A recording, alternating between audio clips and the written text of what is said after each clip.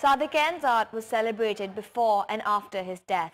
However, he's been venerated and idolized to the point where the average person probably feels isolated from his work.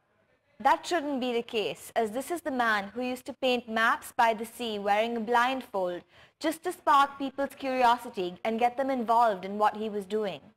Sadeqain's work was meant to engage viewers and not to exclude them. There's never a dull moment.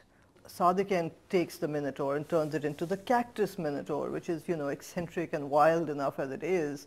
But he goes from something as ghastly as that to something as beautiful and serene as Mother Earth, which he will depict in a very beautiful way.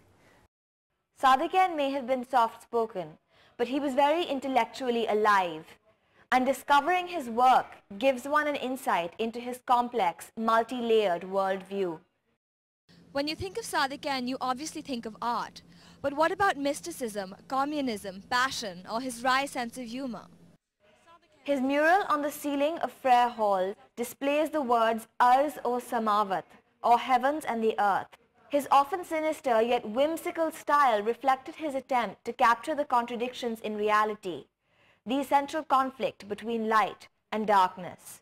His immense contribution to Pakistani arts was also recognized by the government, as he was awarded the Sitara-e-Imtiyaz in 1960 and the Tamgha-e-Imtiyaz in 1980.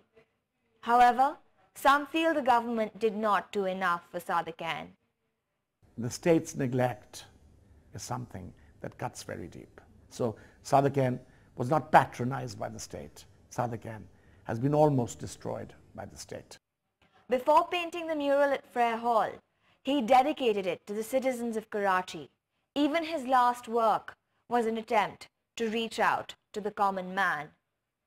Unum Muneer, Dawn News.